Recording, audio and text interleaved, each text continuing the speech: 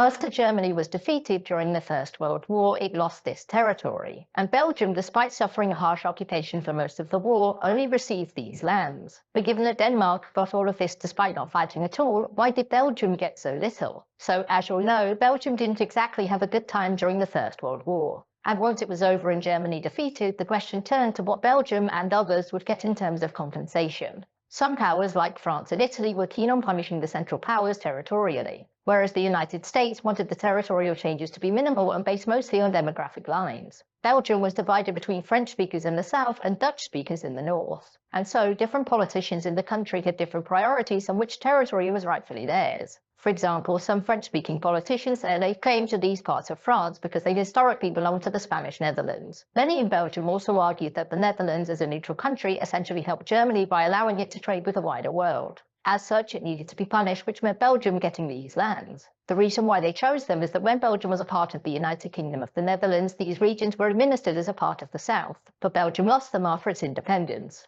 One thing you'll notice though is they also wanted this part here. There was no historic claim to the region, it was just an added extra to punish the Netherlands for not fighting. Some politicians there pushed for Luxembourg to either be annexed into Belgium entirely, or more likely pushed into a personal union with it. And thus it, and by extension Belgium, would gain these lands as compensation for Luxembourg's occupation during the war. And as for Germany, Belgium wanted compensation, and the initial plan was to push to get this.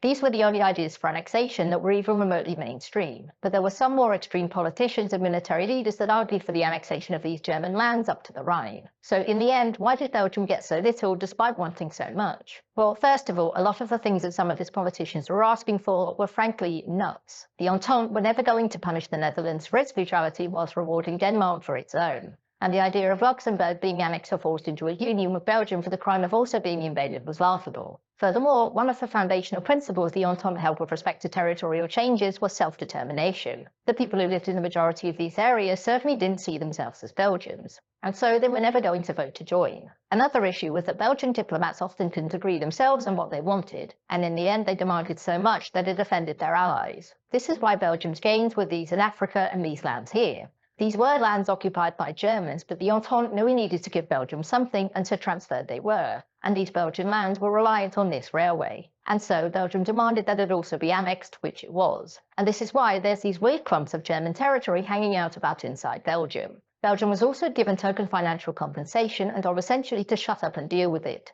And so for all of Belgium's trouble, this is what it gained.